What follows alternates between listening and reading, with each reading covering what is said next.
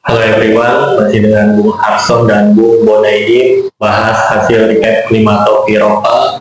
Yang pertama dari EPL, Liverpool menang 1-0 melawan Arsenal oleh gol Szoboszlai. Iya, Szoboszlai dua tendangan bebas kan terakhir, dan di situ apa ya, Arsenal nggak bisa mengembangkan permainan sih. Ya kan, Gyökeres yang minggu sebelumnya ban bagus itu kayak mati ya, nggak bisa ada supply bola. Emang bagus di situ baiknya Liverpool bisa mematikan main tengah sama main depannya Arsenal, jadi nggak berkembang permainannya. Ya harusnya di situ Liverpool bisa banyak. Kalau saya lihat itu bisa 2-3 gol sih, 3-0 kan. Sayang golnya cuma dari free kick doang ya. Karena dari open play itu peluang salah sama Ekitike saya tuh banyak, ada yang peluang harusnya bisa gol gitu. Sayang banget. Cuman ini ya, emang kalau untuk big match ya, antara misalkan Liverpool, City, nah itu kan skornya jarang besar ya, paling 1-0, 2-0 itu paling besar. Tapi kalau dari lihat pertandingan kemarin tuh harusnya bisa lebih dari 1. Ya. Nextnya Manchester City kalah ya lawan Brighton 2-1 di kandang Brighton. Ya, untuk City ini udah 2 kali kekalahan ya. Sebelumnya Spurs ya kan kandang sendiri, sekarang kandangnya Brighton. Kalau Brighton kandang itu kandang susah ya. Jadi dia selalu bisa dibilang jago kandang sih untuk Brighton. Dan City ini memang di luar dugaan sih, banyak yang memperkirakan bakal berubah ya dari musim sebelumnya kan. Padahal di sini Rodri udah main. Rodri udah main, terus Rangers udah squad terbaik juga kan, dipasang juga. Tapi tetap gak berkutik ya untuk di pertandingan lawan Brighton. Haaland lebih dulu gol kan. Haaland golin duluan tapi nggak bisa dibalas lagi, nggak bisa ditambah lagi golnya, malah dibalas dengan gol Brighton. Makanya pertahanan City kan rapuh, dia datengin Donnarumma kan. Iya, kemarin kipernya yang Trafford ya. Trafford juga emang kurang bagus ya. Ibarat kayak ya mungkin masih demam panggung juga ya. Tapi dengan datangnya Donnarumma mungkin bisa lebih baik sih minggu depannya. Dan akhirnya Manchester United menang ya 3-2 atas Burnley di Old Trafford. Ya, untuk si MU ini kemenangan pertama ya kan, dan yang gol itu juga dari pemain MU ya, Bemo. Ya kan, Bemo ya. Sama Bruno. Bruno penalti ya. Yang gol pertama itu bunuh diri kan. Si Burnley ya. Harusnya sih ini emang MU juga nggak kebobolan banyak sih, 2 gol itu lumayan ya.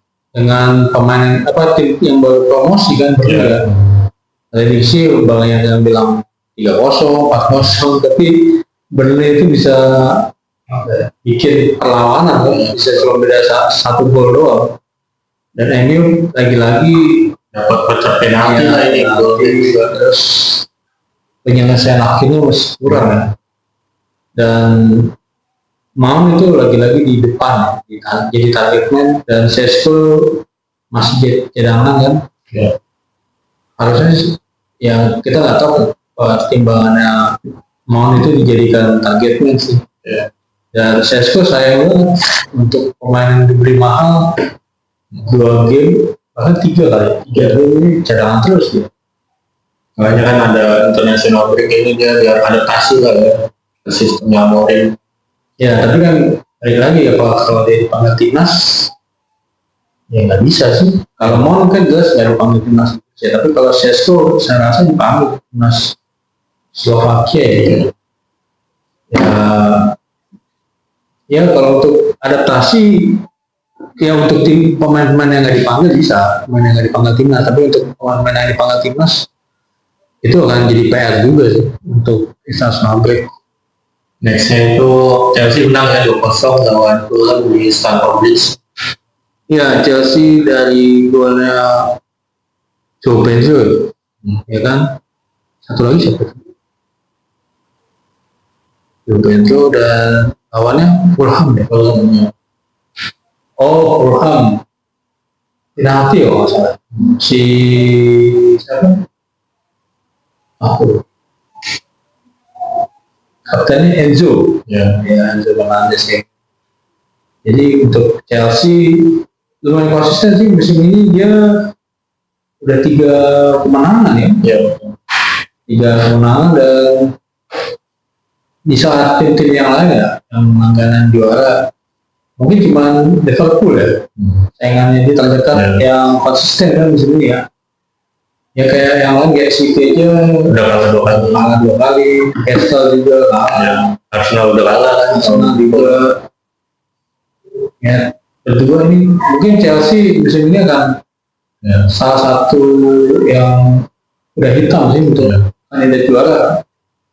Kita lihat aja untuk konsistensinya sih, karena untuk Chelsea skuadnya emang apa ya, merata ya. Di belakang, tengah, sama depan itu, meskipun sekarang kena lagi badai cedera, Palmer kan nggak main, Delap terakhir hamstring ya, 4 bulan kemudian 3 bulan. Kalau Palmer itu cedera 3 minggu ya, jadi mungkin akhir September. Ya kalau enggak habis transfer break international break udah dia bisa main, cuman mungkin cadangan. Nextnya itu Spurs kalah di kandang lawan Bournemouth 1-0. Ya Spurs ini masih belum konsisten sih. Kemarin dia bisa mengalahkan City ya, dan di kanan saja malah kalah dengan Bournemouth. Kalau dilihat dari pertandingan ya nggak ada yang spesial. Kemarin dia susah juga untuk kreativitas di lapangan tengah ya.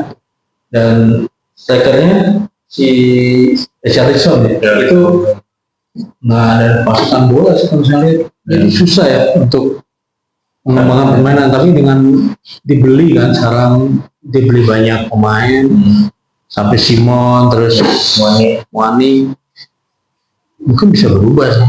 Tapi balik lagi ya, Spurs itu apa ya, mau ganti pelatih juga masih konsistensinya belum bagus. Tapi di match itu Spurs ngelawan sih, tapi dapat gol kan ya.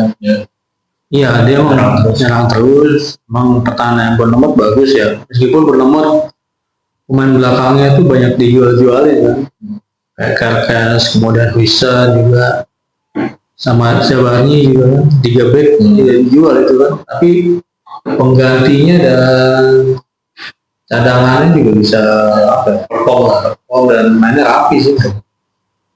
Oke, next kita ke La Liga. Ada Real Madrid menang ya lawan Mallorca ya. Iya, untuk di La Liga Madrid ini konsisten 3 kemenangan terus ya. Meskipun menangnya dengan skor-skor yang tipis ya. Terakhir Mallorca 2-1, golnya semua di babak pertama sih ya. Dan bisa dibilang apa ya, Xavi ini yang bisa jadi kandidat serius ya untuk juara di La Liga. Dan di saat yang sama Barca malah imbang kan, jadi kehilangan poin lawan Vallecano. Ya kalau untuk Spanyol ya, pembuktian sih selalu orang bilang juga El Clasico ya. Jadi masih panjang lah untuk La Liga ya. Dan menariknya juga Mbappe itu selalu bikin gol ya musim ini, dan Xavi juga kelihatannya sih masih adaptasi lumayan berhasil ya.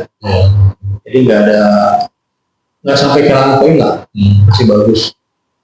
Oke, nextnya kita ke Serie A. Inter kalah lawan Udinese ya. Iya, Inter week pertama menang besar ya, 5-0 dan game kedua masih di kandang sendiri kalah dengan Udinese. Semua golnya di babak pertama ya. Saya pikir babak kedua akan membalas, pertama ya ada perubahan sih dari permainan. Ya Cifu ini apa ya, masih harus apa ya, PR juga buat dia, kualitasnya seperti apa ya, karena kalau untuk sekelas Inter ya, dia itu yang diberikan selalu pemain-pemain bagus, nggak pernah main jelek kan. Dan PR-nya dia adalah meramu supaya, karena bandingannya adalah Simone Inzaghi kan musim sebelumnya, dan sekarang ada Conte kan, dan Conte ini langsung ngegas ya kan, Tidak pernah beruntun ya. Iya, terakhir dia menang menit akhir 95 kan, bisa tuh. Jadi praktis musim ini antara Inter Milan, Napoli sama Juventus ya, kandidat yang untuk Scudetto kan. Tinggal konsisten di pekan akhir ya, dia bisa mengunci Scudetto atau enggak kan. Iya. Dan minggu depan big match nih. Ya, Inter ketemu Juve. ya betul. Ya. Karena juga lagi di performa yang bagus ya dia. Bisa meskipun menangnya tipis juga, tapi kalau menang 1-0, 2-0, ya meskipun dia kayak gitu tetap konsisten ya. Yang penting kan poin 3 ya, meskipun dia cuma 1-0. Iya. Ya, daripada menang 5-0 sekali, habis itu dia kalah kan gak ada artinya. Nextnya AC Milan akhirnya menang ya lawan Nice ya. Ya, Milan menang 2-0 setelah sebelumnya kalah Cremonese 2-1 Ya kan. Lagi-lagi ini Allegri masih belum konsisten ya. Atau bisa jadi juga awal musim banyak tim-tim yang promosi mainnya semangat sih. Ya kan, kayak Cremonese, terus Pisa juga bisa nani Atalanta. Ya. Itu mungkin buat mereka ya ngegas ya awal musim, dan mereka pengen membuktikan kualitas mereka kan. Dan biasanya klub-klub yang besar itu nggak remeh, begitu mereka remeh, mereka langsung main bertahan, udah susah ngegolin kayak gitu. Kehilangan poin. Nah, itu sebenarnya klasik sih, main klub-klub bawah, klub-klub yang baru promosi, dia berusaha mencetak gol duluan, kemudian dia udah istilahnya parkir bis ya. Nextnya itu Juventus menang ya. Ya, Juventus menang, boleh Vlahovic ya. Jadi untuk yang konsisten sebenarnya baru 2 ya, Juve sama Napoli musim ini. Dan kandidat Scudetto, Inter juga ya terakhir kan masih kalah kan. Ya, yang penting kan hasil positif 3 poin itu kan ya. Yang penting menang sih, mau menang 1-0, 2-0, berarti poin 3. Napoli juga menang ya. Iya, Napoli menang 1-0. Itu juga hampir imbang, 95, dan pas yang golin bisa ya bisa crossing ya. Dan sebenarnya Napoli juga skuadnya udah bagus sih. Ada Kevin De Bruyne, terus ada Minay, kemudian Lorenzo di kanan. Ya, Luka ya, dan Luka di strikernya kan. Ya. Ada Haaland juga kan datang kan. Tapi Haaland mungkin minggu depan ya. Untuk Liga Italia ini meskipun dibilang liga yang para pensiun ya, cuman yang pensiun kan nggak kaleng-kaleng ya, sebenarnya bagus mainnya, cuman karena kalah generasi aja. Cuman stamina-nya nggak sebagus di top Eropa yang kayak Premier League lah atau La Liga. Kalau intensitas jalanin pertandingan, Italia itu agak lambat lah. Kalau Inggris kan cepat kan, lari terus. Kalau Italia itu banyak temponya, mainin tempo. Ya, kadang malah wasit itu teriak mulu karena sering pelanggaran, tackling keras itu sering banget di Italia. Jadi mungkin untuk pemain yang udah di akhir-akhir karir ya cocok lah main di Italia. Dan dia masih bisa main di liga-liga Eropa kayak Champion, Europa League masih main. Tapi berat ya kalau sampai juara karena skuadnya nggak terlalu tebal kan. Iya, kalau untuk juara tetap kedalaman Squad penting sih. Soalnya banyak kejadian, apalagi kan Liga Inggris, Liga Champions kan sistemnya liga kan, dia main 8 kali kan, kali kalau dia ya kayak Liverpool musim kemarin kan ngegas di awal, ternyata pas di knockout kalah kan.